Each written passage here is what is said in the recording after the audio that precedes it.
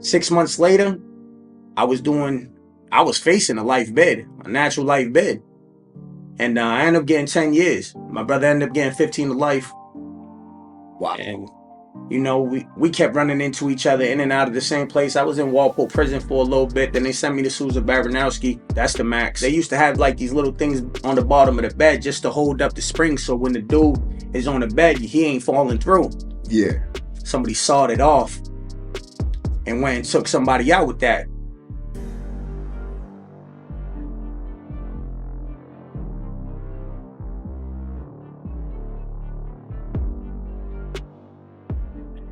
Welcome back to the W Number. Tonight we got a fire episode. My boy Rob, bro, childhood friend of mine. We met in the Department Youth Services in Massachusetts, and that place was wild, bro. And matter of fact, one of my first memories of Rob is him, getting into a fight with another one of our mutual acquaintances, and that was crazy. But you know what? He's been through the ringer. He's got a lot of positive things going on for his life now today, which is a positive because of where he's come from and everything he's been through. His life has been hectic from the beginning, so we're gonna get into it from the time we met, and what happened in his life before I even met him, because you always think of someone when you know them, like from the time you met him. So I want to know what happened with him before that, and then we're gonna talk about his life, beyond. Man, introduce yourself, bro. What's going on, y'all? My name Robert Galiga. Like you said earlier, man, we met in the Department of Youth Services, and we became very great friends from that point on. But what led up to that, I grew up in a household. I got 5 brothers, 1 sister, and things were never easy. My older brothers, they was into some gang stuff, that gang violence. So it just trickles down, and that's exactly what happened. It trickled down. I was robbing people. I was stabbing people. I was out there just running wild. If you was making $1, I was trying to take it from you. And I was a young kid. So at the end of the day, if you had paper and you see me, you knew what time it was. We was coming to get that. Word. And that's what led up to me being locked up for the first time. I ended up stabbing somebody. Word. And I did my first bid, and it just became a repeated thing after that. I think that with the time we met, we were 13 years old? Yeah. Something like that. And GOS 2 is like a maximum security for youth who commit crimes, felonies, and get committed to the Department of Youth Services. What were you there for, bro? And what was going on in your life? At that time, I was there for stabbing an individual that, at the time, I was like 13, 14 years old. He was about 24, 25 years old. They had a little bit of drama with my older brothers. But what really trickled the problem into me being involved in it is that the individual came to my house and shot at my house, and my little sister and my mother was there. And I'm a kid at the time. So I'm just trying to eliminate the problem. I go up to the individual because I got a fair relationship with him. The real issue is with my brothers. So I'm like, yo, I know you got problems with my brother, but please do me a favor. Keep that away from my home. My mother and my sister don't got nothing to do with that. Word. Neither do I or my little brothers. He was like, nah, I got you. The same night, they come about 5, 6 deep, trying to break down my door. So I'm like, this motherfucker don't got no respect for nobody. Word. And at the time I was boxing, I thought I was the man. So, things happen. One thing led to another. I seen him in a little convenience store, and I got a shaking with him. Word. I ended up stabbing him a few times, put him in the hospital for a long time. That's where I met Matt. And that's where my journey begun. And things just went downhill from that point on. So even before that, right? When you were a child, did you have brothers and sisters, and how was your parents and everything? Yeah, man, my mom was a single mom. I had a stepfather there, but it wasn't like he was there. He went to work, he came home, he minded his business, you know what I mean? He definitely took care of home, he paid the bills. Like I said, man, I got 5 brothers and 1 sister. Me and my little brother Ray, we were together every day. That was my day one. Word. It was like we was inseparable. So when all that was going on, my mom, you know what I mean? She was dying of cancer. So she was popping pain pills left and right. And at the time, I was like, yeah, there ain't nothing wrong with that. She's sick. But my mom had a habit. And it took for me, when I became around like 24, 25, to realize that she had a habit. All she wanted to do was Papa Xanax. All she wanted to do was take Klonopin, and sit on the couch, smoke a cigarette, and drink some coffee. You know what I mean? Talk on the phone. But I wasn't thinking anything. I'm a kid, so I'm in and out. I'm minding my own business. I'm just trying to get acclimated with the world. And yeah, man, it was hard. It was hard growing up, man. You know what I mean? We used to never really have food. Mom was on welfare, SSI. So either it was the 1st or 15th. That's how we was eating. Didn't you grow up in like a project setting, or did you grow up in like a hood setting? Like, what was your neighborhood like? Well, I grew up in the projects from I was like, I want to say 3 to I was 10. Then I ended up going to a foster home, and then my mom moved to Bevel Ave. That's really the ghetto. And then from Bevel Ave, we moved to Pleasant Street. That's really the ghetto. Yeah. You know what I mean? And then we moved to Ashley Boulevard. Word. And when we moved to Ashley Boulevard, that's when everything went haywire. Like the streets, it was full force. We was in. There was no taking us out of it.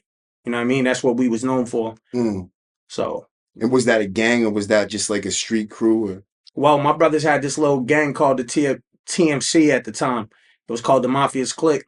Yeah. And they was running around. They was starting trouble with nobody. It wasn't really about that drama though. Yeah. They would start. They would talk all the shit in the world, and then they would run. They had a whole bunch of dudes with them. They had some solid guys with them, but them in particular, they was the ones that started all the problems. So yeah, it was like a little gang. I ended up getting it embroidered into my hand and stuff like that, and I was running with it for a little bit.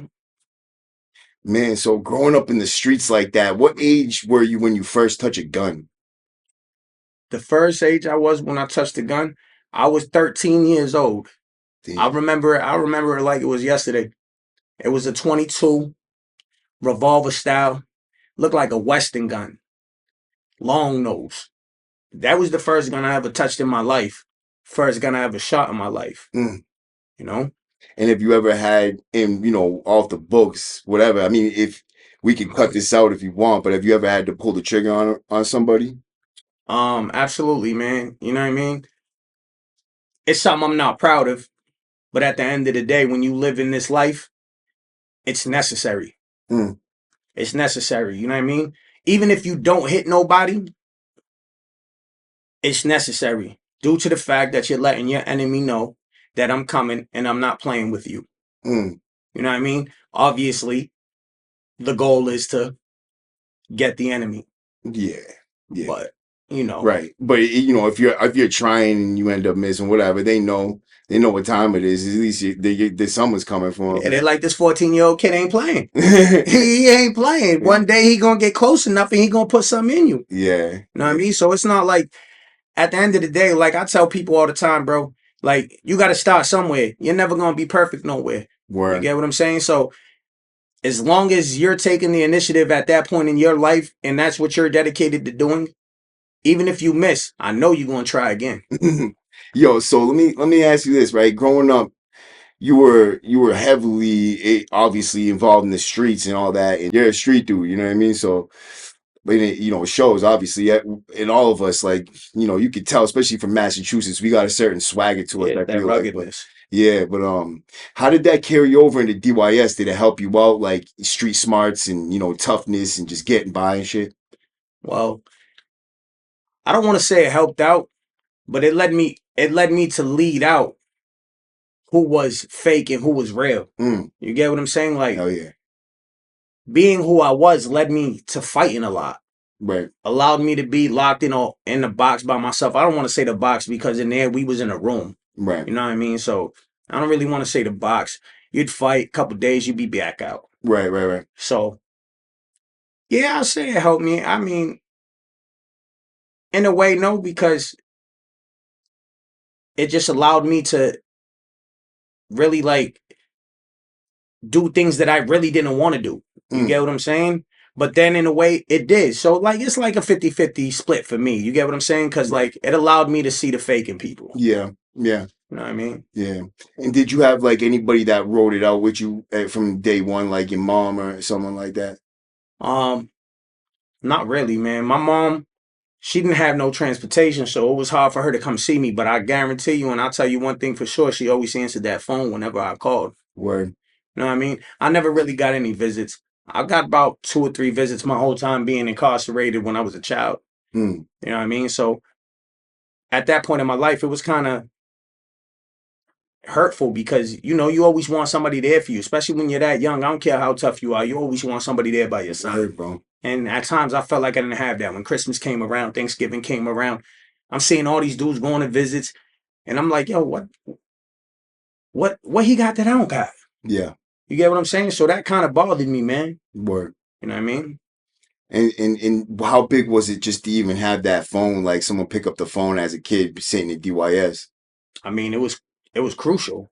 It was Yeah. crucial. I remember times where I didn't get through on the phone, and it was like immediately I wanted to fight with somebody. Yeah. You know Yeah. what I mean? So being able to get on that phone and talk to somebody and relieve that stress, or just get a smile on your face to hear from the people that love you the most, Mm.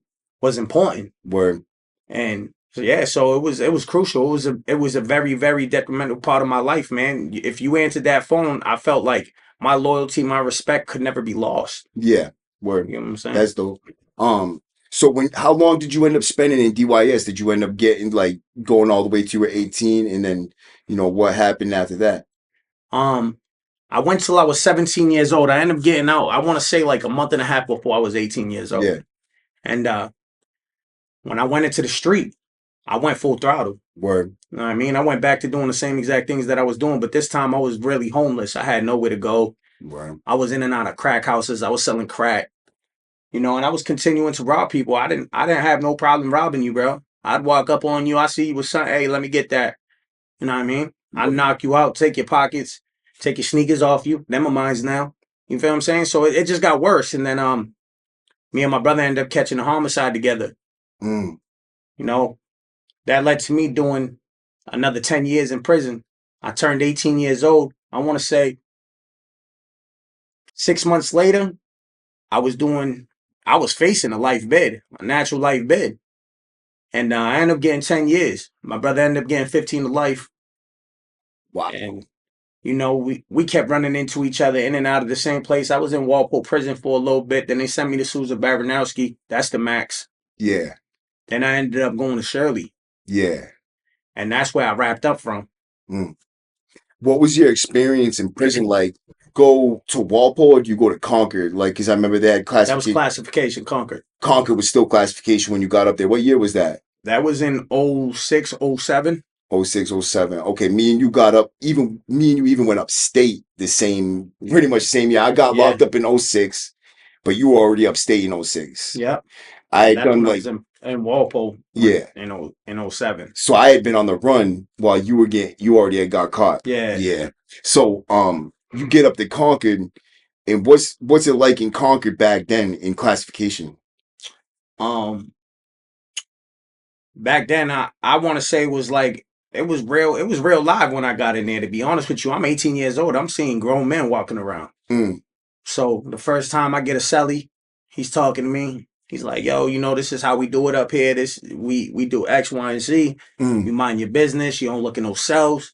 And I'm like, "Damn, man, that's already whack. This is whack already, man." But this is the rules of prison. There's rules everywhere in life. You feel what I'm saying? And if you want to abide by them, and you want to live in this area, you gotta be respectful to the way people are living. Word. So my first day there, I seen somebody getting smashed with a They used to have like these little things on the bottom of the bed just to hold up the spring, so when the dude is on the bed, he ain't falling through. Yeah. Somebody sawed it off and went and took somebody out with that. So I seen that shit and I'm like, man, fuck that. Ain't nobody doing that to me, man. So it was either you gonna be a predator or you gonna be a prey. Yeah. And I ain't gonna be no prey for no man. You feel what I'm saying? You bleed just like me. Yeah. So it kind of turned me into a savage at that point. Mm. Then I started running with a couple of fellas that I knew. Mm. And that's when my prison life really took off. And what happened by that? Like by took off? Like what do you mean by that? I was running with guys, man, you know what I mean, that was gang banging. Mm. I ended up becoming one of them. And we was a real small circle, so we had to stay real strong. We had to show people that we was unbreakable. Mm. So by any means necessary, if there was an issue, we was gonna resolve it. Yeah. Didn't matter if it was with speaking, violence, nothing. It didn't matter. We was going at it. Mm. So I ended up getting to a fight. I want to say my second week up there on the basketball court with a Boston kid. I had to crush him real quick. Mm. That's when the respect in prison started to elevate. I already had respect in my juvie beds. You get what I'm saying? So people who knew me already knew that it was about to get busy Mm. if somebody stepped to me. Right. And that's how things started to transpire, man. It Mm. kind of spiraled for a little bit. I can attest to that 100% fact. You know, I've seen you get busy, so I know. And you kind of joined the gang with these dudes, like you linked Yeah. up with them. Is that a larger organization or is that It was more of a street gang. You get what okay. I'm saying? That turned into something, I don't want to say big, but it was a decent size. Okay, okay. And we had some real solid dudes in there. Obviously, every gang got their little weak links. You feel Right. what I'm saying? But once you weed them out, you become solid. You feel what I'm saying? Mm. I'd rather run with 100. I'd rather run with 5 wolves than 100 sheep. You get what I'm saying? So Fact. we was weeding people out. So we was like 6 deep in Concord. Mm. Yeah, 6 deep's all you really need, honestly. Yeah, You don't absolutely. even need more than if I have one real solid with me in prison, like one dude, like a thorough ass dude that I know is gonna be with me no matter what, and he's gonna pull them blades if they need to be pulled out and push them Absolutely. too, and push them too. Then I got all I need. I don't need any more friends than that. But if I got them, it's good. But the way I see it, it's just more people breaking bread. You know what I mean? It's all love and it's family and shit. But sometimes you do get stretched a little thin. When you go up to the max, how long did you end up spending in Susan Baranowski before you went to Shirley or It's the other? kind of crazy because I was about to go to Norfolk. My brother was in Susan Baranowski. Now, Yeah, mind you, I ain't seen my brother for like 4 years. yeah. So they're like, yeah, we're moving everybody. We're shutting down Walpole. Everybody's going to the max. Mm. But some of y'all are going to get classed out to the mediums. I'm like, all right, cool. So the lady comes up to me, classificated lady, goes, hey, yeah, I got to hold a class board for you. Right. I said, yeah, I'm going to the max. She goes, nah, man, we're going to class you to Norfolk. I said, nah, I'm going to the max. She was like, why you want to go to the max? I'm like, my brother's up there. Yeah. She was like, well, you ain't got enough points to go to the max. I said, all right, well, we going to change that. So there was this dude I hated on the tier. Yeah. I hated him. Yeah. I hated him. So I'm like, you know what? I'm just going to go pound the shit out of this dude real quick, man. I'm going to take a box trick. I'm going to the back. You know what I'm saying? So that's exactly what happened. I ended up the next day seeing the dude, pounded him out real quick. I was on my way to the max. I ended up going to the max. I was in the max for like 2.5 years before I ended up going to Shirley. The max was a little bit different. Right. You know what I mean? The temperature was hot, but it wasn't on fire. Yeah. Like Walpole was on fire. Like you walk out your cell, the temperature was like it was flaming, bro. Yeah. You know what I mean? 5 o'clock in the morning, sneakers on. Yeah. You know them doors about to open up at 6 o'clock. Yeah. But you're up at 5 o'clock in the morning though. Remember that. Your mind already running wild. Yeah. Yeah. So it was a little different for me. Mm. Cause I ended up going to P1. And at one point you was out by tears. Yeah. You get what I'm saying? Until they opened the whole jail. But I don't want to say that it was not crazy because it was crazy. Dudes Right. was getting it shaken. Yeah. You feel what I'm saying? But like the temperature different was different. Right. Yeah. So As it is in different facilities when you go to max. But like the max, I feel like it's blocks. Different blocks are a lot more jumping than other blocks. absolutely. And the way they split up the south side and the north side, you know what I mean? They kind of concentrate a lot of dudes that are kind of flammy into the green, man. I feel like, Yeah, and kind of waters that whole side down a little bit. And I feel like they kind of categorize it as a medium type of.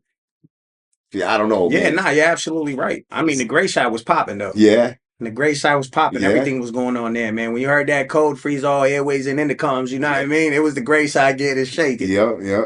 And you see them running through the hallways and shit. Yeah. But fucking when I went from the north side to the south side, I remember like even going through the orientation unit because on the south side they had H2 orientation unit. Yeah. Even going through that orientation unit, it's different. Like the cops are like, get off the top tier. Like they got so many more rules than they do on the north side, and it's really a different atmosphere for real. So I feel like there's a lot of differences, and you know what I mean. But you're right. It's not like unless there's something going on, the tension is not it's too thick. You know what I mean? But And I think that also comes with people coming in, you know what I mean? They're new people. yeah, So they're absolutely. trying to get you programmed to the way they want you to be in the block. See, when we're on the gray side already, we're already living. Yeah. We're living. When they're in H2 and them blocks, they don't have nothing. You know what I Mm. mean? They're waiting to get their TV. They're waiting to get their stuff. You feel what I'm Right. saying? Right. Right. We already got that. Yeah. You ain't telling us shit. Absolutely. Yeah. You get what I'm saying? Yeah. So Absolutely. these dudes want to earn their privileges. Mm. That's why they're able to tell them, hey, get off the tier. Right. Right. Right. You know what I Right. mean? I remember when they took us off from the pole and, they came in. That SWAT team was serious, bro. They Yeah. was suited and booted from the head to the feet. They had them little the knuckle gloves? Mm-hmm. Man, they was ready to get it popping. You know what I mean? They cuffed us up. They stripped us in front of everybody. They brought us to the max. And I remember when they brought us to the cells. Yeah. You feel what I'm saying? They was like, you gonna stay in here? Well, at this moment, we ain't got no choice but to stay in here. You feel what I'm saying? But if anything happens, no, we not gonna stay in here. You Word. get what I'm saying?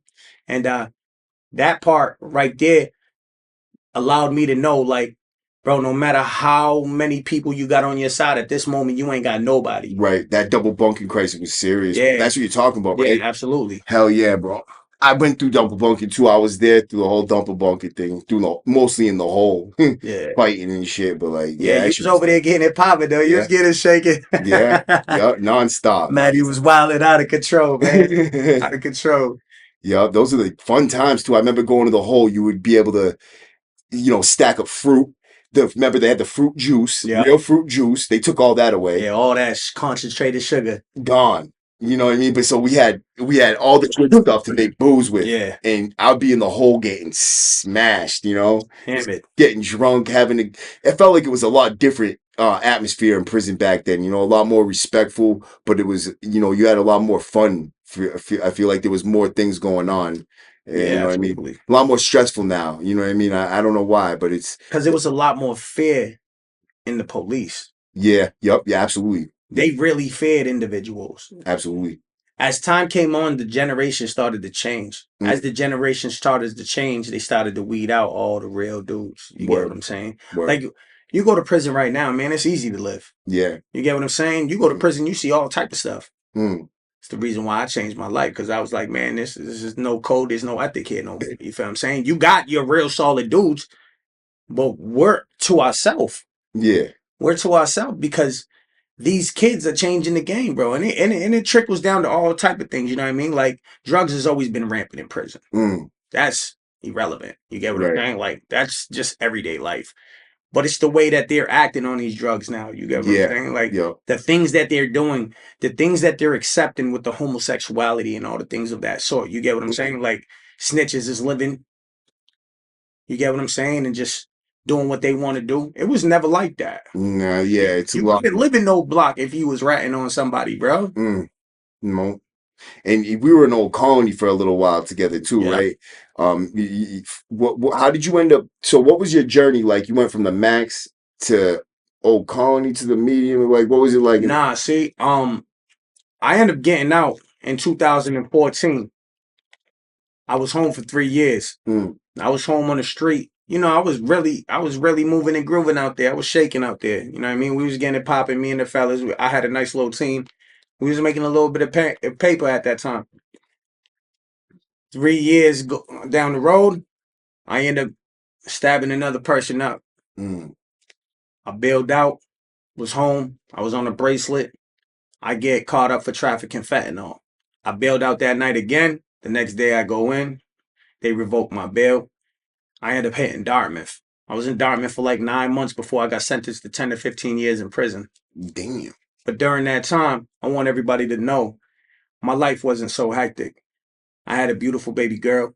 I was actually married at the time. And, having my daughter was my reason for change. Yeah. I changed not only for my daughter, but for myself so I could be a better me for her. That's what people don't understand. Mm, In order to change, you have to have a reason. That reason could either be yourself or somebody else. mm, But I was sick and tired of being locked up in a cell. mm. And did you like wake up one day and just be like, you know what, I'm not doing this no more? Or was it like, you had your daughter and now you're like, scrambling, you got to figure something out? Nah, see, I got a visit from my daughter December 24th, 2017. Yup. And my little girl walks into the visiting room, but she's mad shy because she don't know me now. Yeah. I've been away for a couple years now. Mm. And that kind of hurt me. Right. It's like, I'm your daddy. Yeah. So the whole time she's there, I'm trying to figure out a way how to interact with my daughter. Wow. And it's like, damn, it should never be like this between you and your child. You get what I'm saying? Yeah. And the system does that because the system puts all these things in place where they don't want your family to come see you because it's not family friendly. Mm.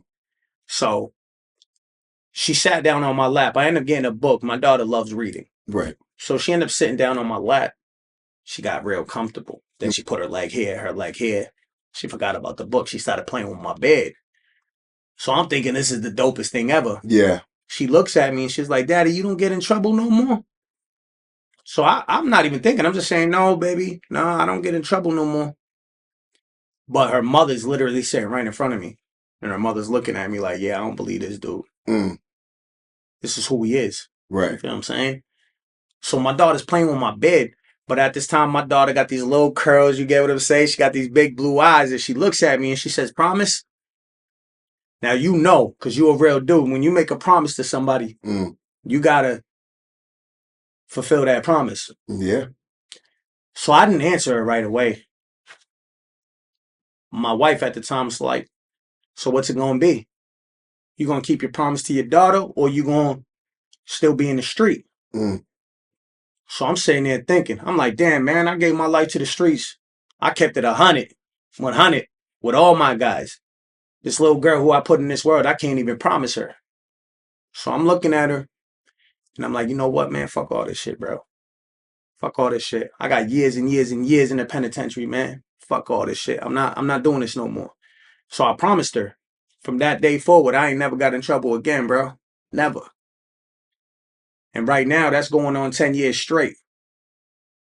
Getting in a single problem. Don't get it twisted. I'm wanting to fuck somebody up every day.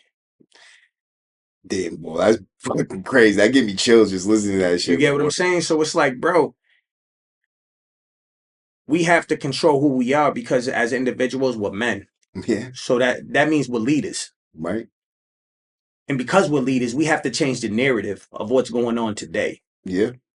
And be there for our children. Right. Like I tell people, man, you wake up every day, you got a girl, you got kids, you got people that live in your household, you got responsibilities, you got mouths to feed, you're a provider, you're a protector, you're a person that they can come to and listen to whenever there's a problem.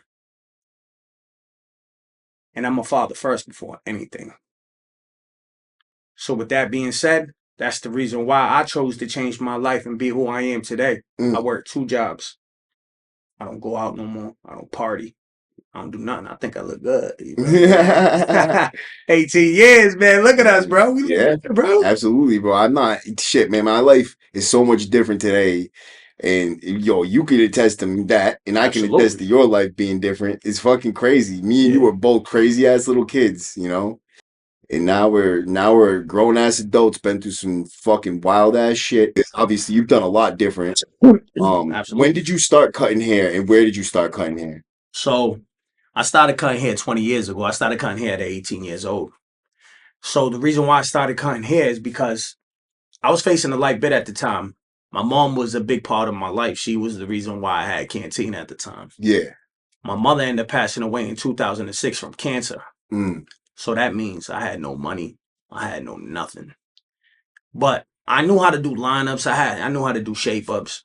And I'm like, man, I gotta make some type of money because I gotta eat in here, bro. I don't like this chow hall food. This ain't cutting it, bro. Yeah. So I started lining dudes up. I want to say like 6 months later, I was nice. Everybody wanted to cut from me. It came to the point where I had to start dubbing dudes because it was so much. You know what I mean? Yeah. So that's where my talent of cutting hair came from. But then I fell in love with it. Yeah. It wasn't just me cutting hair no more. Yeah. It was me changing people. Yeah. And I'm not saying changing people like in the way they're living their life, changing them from one moment to the other, from being mad to being happy Yeah. because they felt good, because they look good. Yeah. So that's what made me fall in love with being a barber. And in being in prison, a barber is a therapist, just like he is in the street. I listen to what you're going through. Word. Because I understand you. I'm in the same predicament. But right now, you don't even know that you're my therapy. Word. Because you're allowing me at the same time to know, hey, listen, you're not the only motherfucker going through this. Word. He is too. Yeah. So it made me want to do it more and more and more and more. And that's how I became a barber in the street. Word. And that's where it all led, man. Yeah. And it ain't never failed me, man. Whenever Yeah. I ain't have no money, I cut some hair. I got some money now. Word. When you were in prison cutting hair, did you ever cut anybody hair, like some heavy ass dudes' hairs, like some legends or anybody, like crazy stories they telling you? I had a lot of dudes sit in my chair that was really like in the gang. You feel what I'm saying? Like I used to cut a lot of the King's hair. Yeah. That was like, cause I was on the side with the Kings, so you know, Mm. you had Pops, you had Hyper, Yeah. you had all them guys there. So I was cutting all their hairs, lining them up, making them fresh. I wouldn't say like no legends. You get what Yeah. I'm Yeah. saying? Yeah. Like Yeah. when you hear legends in prison, Yeah. you're thinking about like some real serial Yeah. type killing type Yeah. that don't give no shits about nothing. You Yeah. get what I'm saying? I'm thinking like bosses, like Ricky or Dennis Day or Skin Tight or Yeah, even exactly. my boy Jerry. He's a Oh, legend. Jerry's the man. Jerry's the Yeah, man. Jerry's a legend, bro. Yeah. And Jerry's the even man. we got my boy Jeff Hardy in New Jersey. He's a legend. Someone Yeah. brought him up the other day. We got, just so many people, man. I'm trying to think of a legend out of New Bedford. Man, there's a few, and I can't even think of them from right now. But Like I cut some good dudes here, man. Like there's guys around my way that I really cut in the street that are mm, really them dudes. You get what I'm saying? Like real serious hitters. I yeah, won't say no names. You get what I'm saying? Because I'll keep that yeah, over absolutely. there. But I really cut some heavy dudes. I cut here everywhere though. I travel to Boston. I travel to Springfield. I Mm, travel to Lawrence. You get what I'm saying? Like I travel to places where people don't want to go. You get what I'm saying? word. Where people are scared to go. I go into houses, man, where dudes, they're really in the street, bro. There's Yeah, drugs, there's guns, and it's wild, bro. yeah, Like sometimes I be like, yo, why even show up here, bro? This shit can get crazy any second. You feel yeah, what I'm saying? yeah, But you got love for these people. yeah, absolutely, I've bro. done seen you when we was in the trenches when we ain't have nothing. Yeah, You feel what I'm absolutely, saying? bro. So I mean, cutting hair, man, is my love. Yeah, absolutely, bro. Do you have your own barbershop now? No, I cut out of my crib. Yeah. So a lot of guys nowadays they don't want to go to barbershops. Mm, Dudes just getting wigged in barbershops. really, really, really, You know really. what I mean? So everybody know, man. You see what happened in Boston. Yep, yep. It's just happening everywhere. So E3. yeah, E3. I did a video on E3, man. Poor kid, bro. And it's like they're young kids, dude, not even really in the streets like that. They're yeah. talking about it. They ain't living like that, though. And It's that's the around thing. them. It's But around that's the them. thing though. They're talking now. They're Yeah. talking like they in the street. Right. Yeah. You know And what they I mean? want it. They think they might even be just starting to do it. But it's like they're chasing after it. They're not being brought into it. They're not being brought up into it. It's like they're Hmm. looking for it. It's not the same as it was. I feel like gangsters were gangsters because they had to be before. Now gangsters are gangsters because they see it on TV and they're like, yeah, bro, Absolutely. I'm tough. I'm gonna be tough. And some of them are actually tough. So they're like, yeah, maybe dude is a gangster. I don't Yeah. Let know. me go get tatted up, Right? man. Let Yeah. me get the part. Let me look the part. Let me spit a couple bars. You feel what I'm saying? Yeah, Like word. that's exactly what it is. But you know, when you come from the sandbox fighting, Yeah. it's different, bro. Mm-hmm. Because me and you don't need to pull a gun. Mm-mm. I'll square up with you anywhere. We Yeah. can do it anywhere. You feel what I'm saying? Like you Mm. come here, you want to do something, man. That's that right there. We can make a movie. You know what I mean? Yeah. But dudes won't do that no more. Word. It's immediately they're taking it to the weapons. Mm. You feel what I'm saying? So, What's the scene like out in New Bedford right now, especially for guys getting out of prison and shit? well, it's hard for individuals when they're coming out of prison because I wanna really emphasize this because I feel like this is a thing, and I ain't got no problem with nobody who does drugs or anything like that. But if you ain't claiming that you're doing drugs or you ain't claiming none of that, it's hard for individuals to come straight out of prison and be reintegrated into society. You get what I'm saying? Because nobody wants to help you. No, You feel what I'm saying? absolutely. Nobody wants to help you. But now, if you got a drug habit, they got places for you. Mm. They got Suboxones. They got help for you. And granted, everybody deserves help. Mm. So I'm not knocking that. I just want the system to see that individuals who's coming out of prison that don't have nothing, don't matter if you have a drug habit, no matter if you was a gangster, you was a murderer, whatever it may be, bro, we need help. Mm. And a lot of us coming out of there did so many years that everything that they did have is gone, bro. Mm. It's gone. And I don't care if they say, hey, you got that by selling drugs. I don't care. It was mine's. Mm. It was mine's. Word. It was mine's. So you took my house, you took my car, you took my furniture, you took my clothes, you took my home. Mm. Period. You need to give me something back. You don't need to give me all that back. Right. But you need to help me get this back. Right. At least put you in a position. Exactly. Yeah. And I feel like that's where the system is failing all of us. Like right. You came home. Yeah. You had it hard, bro. Right. Now you're grinding your way to the top. Right. But if you didn't have that ambition. Yeah. I wasn't doing this podcast, man. I put in applications because I have a lack of work experience. Mm-hmm. I spent my whole life in prison, never really cared about getting a job before now. So now I want a job, but it's like because I don't have a work experience, it's been extremely hard doing online applications and shit to fill out these applications when they see you don't have work experience. It's like an automatic write-off.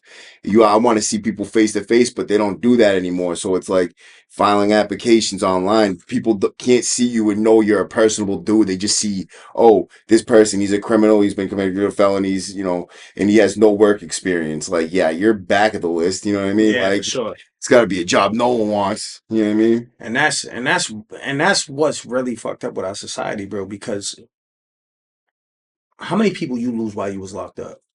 Like, as far as family members and Yeah, stuff? family members, friends, whatever. Yeah, I lost my grandmothers, my my cousin died from just recently before I got out. A couple of my friends died from ODs and getting one of them got murdered, and I've lost a few. Man. Yeah. And that's like me, man. Like I look at it, it's like, yo, I lost so many people that would be willing to help me. Yeah. Yeah. I don't have nobody no more. Like my family is so dysfunctional that it's unreal, bro. Mm. You know what I mean? It's like I don't want to sit here and cry about that because in all reality, ain't nobody owe me shit. I'm gonna go out there and get it no matter what. If I put in 1,000,000 applications in one hit, that's my opportunity, period. Right. You get what I'm saying? Right. So I don't want to sit here and cry about anything because I'll tell you something like this. This is the way that I feel in my mind. If I want it, I'm gonna get it. Right. Just like when I was in the streets, if I wanted it, I was gonna get it. I don't care if I gotta call you 100 times. Right. I'm gonna bother you to the point, bro, where you don't want to hear from me no more. So it's either you're gonna talk to me, give me an interview, and tell me why you can't hire me, or you gonna hire me because I'm gonna show up. So what have been some of the things that you struggled with personally, just as far as reintegrating into society, getting out? I want to say mentally, man. Mentally, it's been tough. You know what I mean? Like, it's just overwhelming for me. You get what I'm saying? Like, everything's so expensive. The cost of living is so high, and it's like, no matter if you got a job, that really ain't helping much. You're just being sustained. You get what I'm saying? You're just right here, and if you're content with having nothing, and my ex-mother-in-law used to tell me, Rob, you don't have nothing. You have this. But sometimes this is not enough when you're a competitor. Right. When you're an overachiever. Right. When you got goals. You get what I'm saying? So I never want to be content with little. Right. Absolutely. You know what I mean? Because there's so much more to life. Yup. Don't settle. And I feel like me and you lost so much. Yeah. We'll never get that time back. I don't know. But each and every day we wake up above this ground. Yup. We off and running. Yup. It's an opportunity. You know what I mean? Exactly. And the way I see it is, there's only so many people who have made it out and actually done something with their lives, and anybody even knows their fucking name. Most people either die in prison with a diaper shitting in their diaper, or they get out on the streets, get smacked, OD, or actually just don't do nothing with their lives. They're just nothing, bro. Having kids, not taking care of them, and being bums and just out on Mass Ave. You got them outliers, those people that make it through all the bullshit, and actually find something, that determination in themselves to see all that pain and destruction and be like, I want something better for myself and my family and my future. Fuck that shit. Absolutely. That's not for me. You know what I mean? Yeah, man. That's why when I rode up here today, man, as soon as I seen you, I instantly put a smile on my face. Yeah. Because I watch you, bro. Yeah. I watch you. The W number's popping, man. If y'all don't know about the W number, y'all better tune in. A fact. And I'm talking about quick. He said the subscription's $2.99. Get with it, man. Get with it. Support the team. Absolutely. Support the movement. And just seeing you and seeing where you came from. I mean, our last interaction, I seen you in handcuffs, man, because you just crushed somebody. Yeah. You get what I'm saying? That's the last time I seen you in person. You know what I mean? Like, we always together no matter what. Oh, yeah, you cut my hair in the hole, didn't you? Yeah. We were in the hole after I beat up Driscoll. Yeah. Yeah, I crushed that motherfucker. Crushed him. But that's another story. That's for another time. He elite over here, bruh. I appreciate it. But at the end of the day, like, that's the last time I seen you. So to come out here with you and see you doing this, especially what you're doing to that, yeah, bro, it's lit out here. Yeah, it is. It's lit out here, man. It's nice, just to even have a spot right here, man. Like, I'm proud of you, bro. I appreciate that, absolutely. Because no bullshit. In life, we have to humble ourselves. Yeah. And, you know, out here is pretty tough.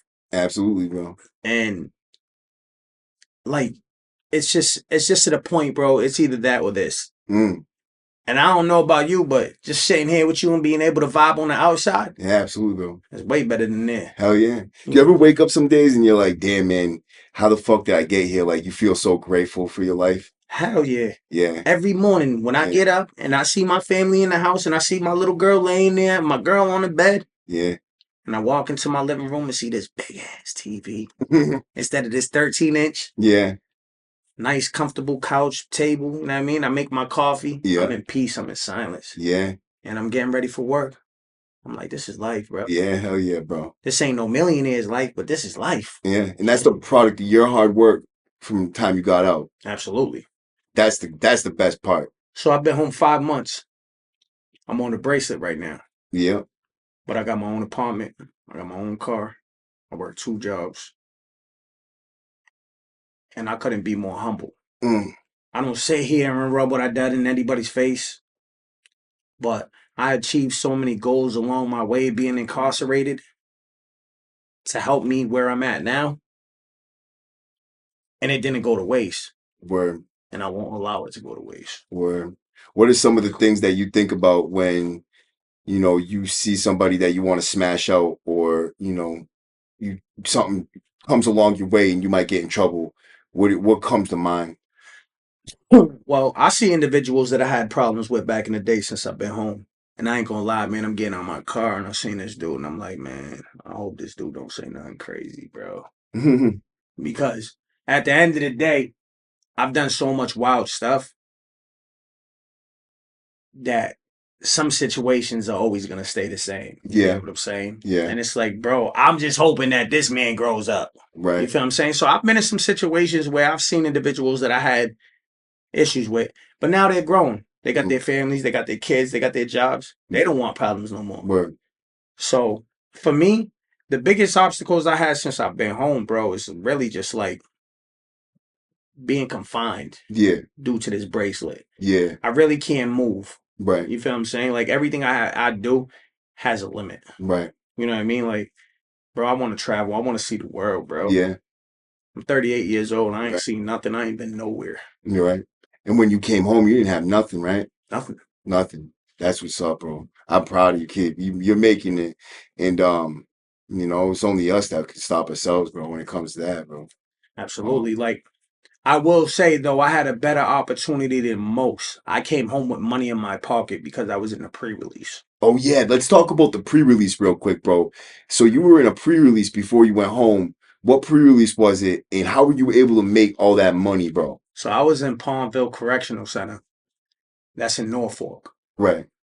Like I said, man, I changed my life for my daughter. I didn't get in trouble at all. So I made it there.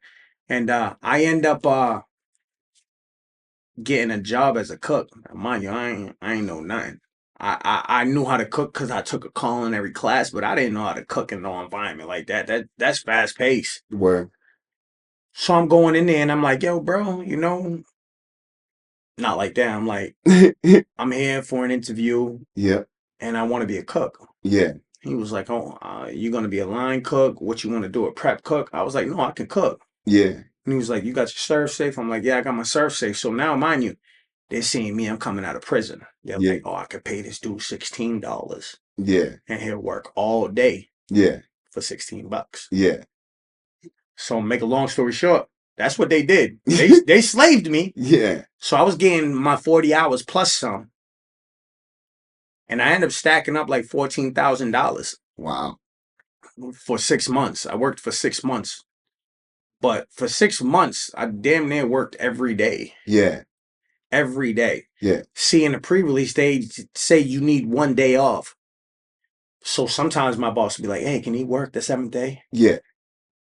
And as long as you was capable of working the 7th day to continue to go on to work the next day after that, they would allow you. Wow.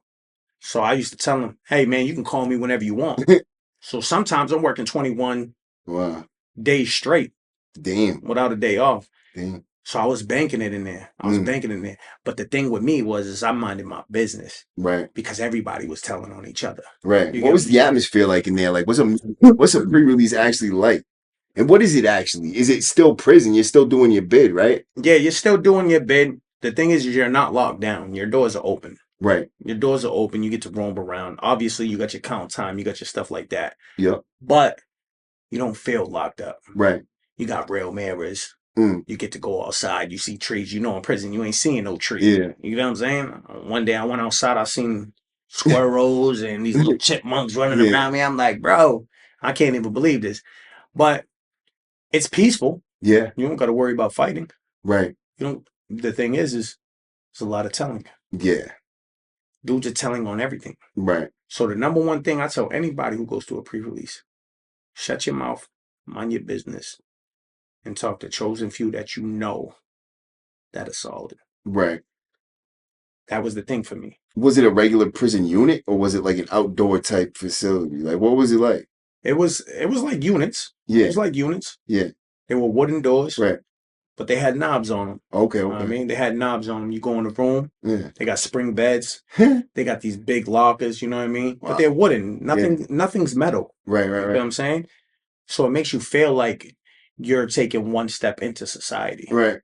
You had wash machines. Yep. You washed your own clothes. You got your laundry detergent. You had all that. You know what I mean? That's what's up.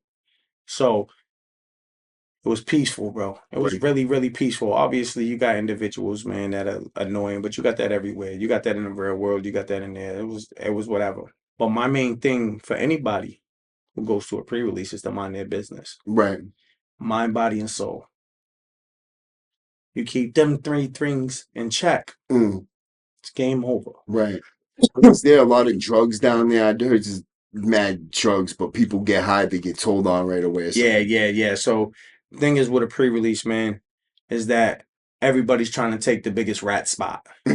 You get what I'm saying? Fuck out of here. Yeah, I'm telling you, it's crazy. Everybody's trying to take the biggest rat spot. It's like once you get to the top, you can't get lugged. You know what I'm saying? No matter what you do. So they can smoking the vapes, they can be doing a little weed, they can do the K2 or whatever. But they're in that big rat spot. Yeah. So they're taking down everybody. You know Yeah. what I'm saying? So you just mind your business. There's drugs. But in Palmville, you getting swept, man. Yeah. You're getting swept. It's not even worth to get high. If I made it to a pre-release, I would stay the fuck away from it because you know what?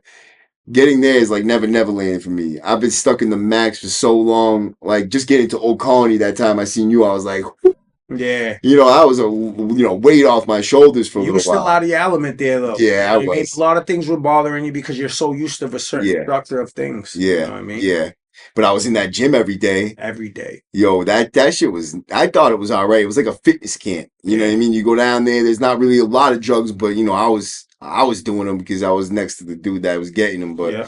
fucking for the most part, not a lot of people are even getting high at all. So it's like, you just go down there, you work out, and then you fucking, you stack your muscle and get your brain right, and Yeah, you was it, beast mode in there. I remember we went down there a few times, man. yeah. I used to get hurt left and right, bro. Hmm. Excuse me too, cause I got this cough, man. It's all right. But I used to go down there. I used to pull a muscle here, pull a muscle there. I'm like, man, I'm getting old, man. I'm getting swole, man. Yeah. Maddie be like, yo, when you gonna come back to the gym? I don't know, man. I don't know, bro. Yeah, dude. So, what is it like getting old from in jail, and then now we're in our life where we don't really think like I'm not thinking I'm going back to jail. Like I'm thinking my future. I'm looking at other things now. Whereas before, I was always worried. I was always constantly worried. I'm going back. Anytime I'm out, I know I'm going back. Just when. Now I'm like, I don't think I'm going back. Yeah. You know what I mean? So I'm trying to think about when am I going to do something else? What are we doing next? Like, what's the next thing I could do to progress in life? Like, what, but the way it feels is so odd because my whole life, all I've ever been stressed about is prison and going back. Yeah. And now it feels like I might have something else to look forward to. What is it like for you, bro? I think for me, like the hottest part for me when I started to reintegrate back into society, it was just like you have to learn about so many adult things. Yeah. You know what I mean? Like credit. What's that gonna do for you? How does that help you? You get what I'm Right, right, saying? right, Like, right.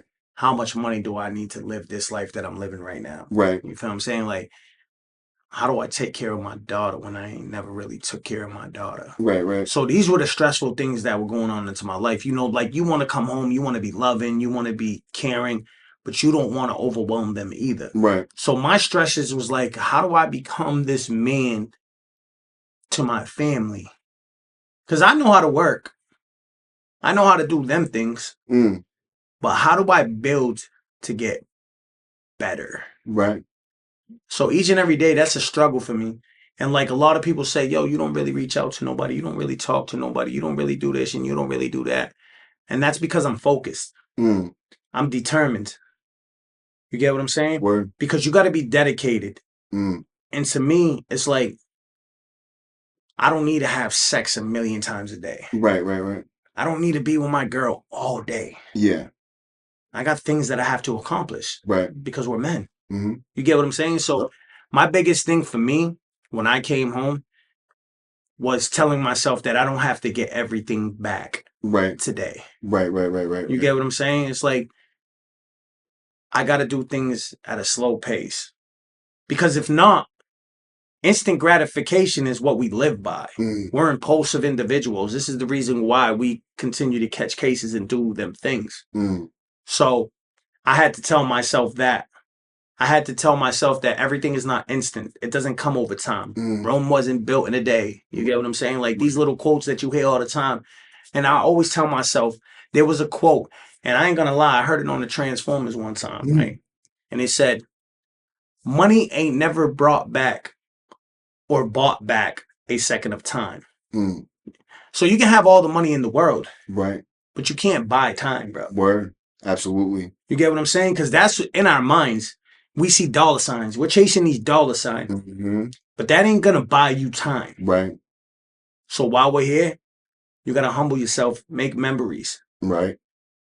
So that's what I try to do now. You get what I'm saying? Like I try to make the memories, the best memories that I could possibly make, because I never had that. Word, bro. All I have is bad memories. Mm. My girl says when I lay down and go to sleep, I twitch nonstop. Dude, I do the same shit. It's the same thing. I do the same But thing. that's trauma. Yeah. That's trauma that's built within Yeah. us Yeah. because we was confined. Word, bro. And you're always worried. Even when we went to sleep at nighttime, Mm. we was worried. I didn't care if you was high or you was not Yeah. high. Your mind's you got a subconscious that constantly works too. Yeah. So it's like it's picking out threats and dangers, and that's those a lot of times it's like that's that gut feeling we get it's our subconscious picking something up we can't recognize yet. So it's Exactly. letting us know something's not right.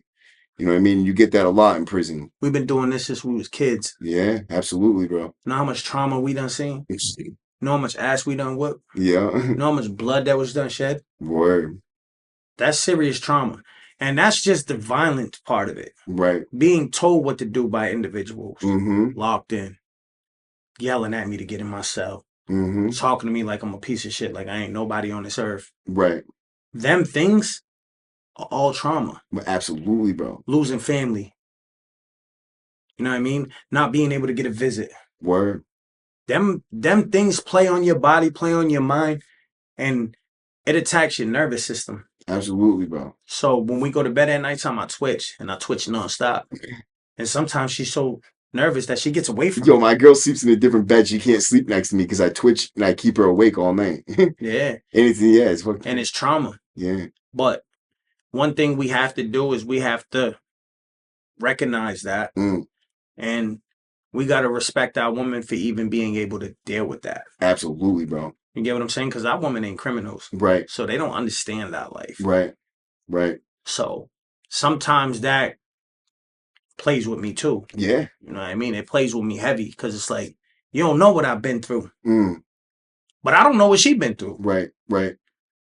Right. Her trauma is a little bit different than my trauma. It's still trauma. And I say that to everybody too, but pain's still pain no matter what it's from. Exactly. You know what I mean? It all still hurts. So I have to come with terms of being able to understand what's around me. Right.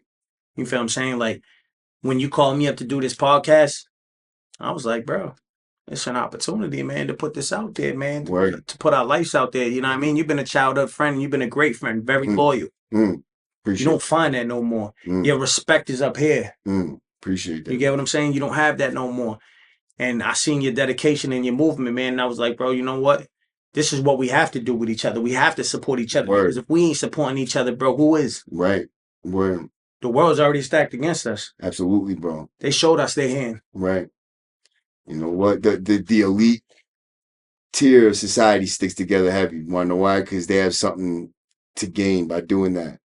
We have something to gain by sticking together, bro. We just haven't realized it yet. That if we stuck tight together, we'd be powerful. Absolutely, 100%. And this is something I live by. I say when you change your life, you don't change who you are. You change your first action. See, most of the times we do things, we react real quick. Let me reiterate that. When we do things, we react real quick. So with that being said, if we can change our first instant, our first thought, and allow our other thoughts to process, we'll be able to foresee what could happen. Because like I said in this interview a few times, we are impulsive. Because if you call me a bitch, I'm going to fight you. If you call me a snitch, I'm going to fight you. If you puff out your chest and you challenge me, I'm going to fight you. Them are the things that we have to learn how to get away from. Now, mind you, ain't nobody going to call you a bitch because they respect you already. Right. Right. Once you stand up and they see who you are as a man, they ain't calling you no bitch. Because they already see a dominant man standing in front of them. So now it becomes a respect thing. That's how I live by it, man. If I show that and I'm able to control that, nothing can stop me. And you know what's crazy though is that was the attitude and the mindset of every single kid we were in DYS with, and every kid that we grew up with still thinks the same fucking way. You don't call me a bitch or I'm gonna fight you. You call me a punk or I'm gonna fight you. But in all reality, the fuck is calling me a bitch gonna do to me? You know what I mean? Yeah. Like you're just blowing wind at me, bro. You're not saying nothing. Just think of some of the most powerful men in the world. For instance, let's just talk about Bruce Lee real quick. Right. You call Bruce Lee a bitch. Is he really a bitch? Right. Exactly. Just because you say it don't mean it's true. Bruce Lee will fuck a motherfucker up. Is he really a bitch? Right. No, that's the only way you can feel like you can hurt somebody because you can't hurt them any other way. Right. You get what I'm saying? Absolutely. Remember Garrett? Yeah. He used to say, bro, and when we were in DDU especially, he's like, yo, if you can't beat somebody with their hands, they'll beat you with their mouth. That's why you got these cell warriors and the people who sit in DDU and just try to torture people with their fucking words. They can't beat you any other way. So that's what they do. They're professionals. And like, you know, you do something enough, you get really good at it. Those motherfuckers are sick. Yeah, the tongue is dangerous, man. The tongue is dangerous. The tongue will make you do some crazy things, man. You feel what I'm saying? Like a lot of us, I want to really be like real transparent, a lot of us go to jail because of somebody's tongue. You know what I'm Absolutely, saying? bro. Like most of the time, it's about what somebody said to you is the reason why you're going to jail, man. Yeah. Man, you pollute the world with evil thoughts, and you're gonna be surrounded by evil stuff. You know what I mean? If you fill the world with positive thoughts, you attract positive people and positive stuff. Absolutely, man. I don't know, man. Like I even look at the Bible like the devil. Just think of the devil. The devil. Right. The devil really don't do nothing. He just talks. Yeah. He just talks. He gets you to do it. Right. But how does he get you to do it? With his tongue. Yeah. Absolutely, bro. So that's them demons out there. Them demons that are walking. Mm. You know what I mean? Like God said, I give you this earth to roam. Right. This is his realm. You feel what I'm saying? Mm. He's putting all them crazy thoughts in people's head. But the real lion, the real king of the jungle, is the ones that can move and maneuver through it. You get what I'm saying? And I always use this quote, and this is I'm gonna use this for the rest of my life, man. Be like water. Yeah. And the reason why I see like be like water, because water can go through anything. Right. That's a Buddhist. That's a Buddhist thing. Philosophy. Yeah. Be like water. It's you flow. You know what I mean. You go with the flow. It's like you're liquid. You're moving. You could take a hit. You bend. You reform. You know what I mean. You can't hurt water like that. Absolutely, man. It's like, yo, every day we move through this cold world, bro. We just got to remember where we came from. You just can't freeze. Nah. Yeah. We came from hell, man. Word. We came from hell, man. And it all started as kids, man. Yep. That's the thing right now, too, is that people doing content, making prison content, don't realize, too, like, if you do not have the right message mixed into your content, you're in promotion of glorification of that gang life or the fucking prison life. And if you are sitting there and you're going to sit there and you're going to actively promote the gang life and you'll tell me that's your thing and that's what you want to do, you're a clown. Yeah. Because that shit is whack, bro. It's That shit is fucking whack. clown shit, dude. I'll tell you right now, man, and this is how I really feel. I ain't promoting none of that shit. Word, bro. But I'm going to say, if you're going to be a gangster, be a gangster. Absolutely, all the way, 100%, thorough. Don't sugarcoat shit, man. Take it to the house 100. Be it every day that you walk. Eat, sleep, shit that shit. Word. But most motherfuckers ain't going to do that. Nah. So, for me, that shit is whack. It's played out. It's over with. You know what I'm saying? And being real is being true to who you are. So if you put fucking kids in this world, you take care of your kids. Absolutely, bro. I ain't respecting nobody that ain't taking care of their children. Period. Right. I ain't even fucking with you. You can't even come around me. Why? Because I'm on some real nigga shit. You feel what I'm saying? Like, that's being real to me. Yeah. It's being a man, man. Being a man for those that are there for you. You feel what I'm saying? And that you care for, bro. Whatever. You want to live that life? Do it 100%. Don't fake the funk. Word. Do it 100%. I'm not promoting it at all. But if you're going to do it, do it. Be thorough. But you really want my honest opinion? This shit is whack. Take it from a person who did 18 years in prison. Listen, man, I ain't give a fuck about stabbing you. I ain't give a fuck about fighting you. I ain't care about none of that shit. Getting locked up, risking my life. I ain't care about none of that because I did it 100%. But there's a time in life when your ass is going to get fed up because you're sitting in that cell and ain't nobody fucking there for you. And excuse my language, but sometimes y'all need it real. Y'all need it 100%. Absolutely, bro. The shit that been going through this body, I fold a motherfucker quick. But me and him, we still here. Yeah, fact. And we ain't going nowhere. That's what it means to represent the W number, bro. We're literally overcoming and changing what it means to be a convict and have that W number stuck to you like it's, you're now a statistic and nothing more. Yeah. You know what I mean? So we're becoming more than a statistic, and that's what the W number is all about, is becoming more than a statistic. But I appreciate you stepping up today and tell your story. It's almost 8 o'clock, time to get out of here.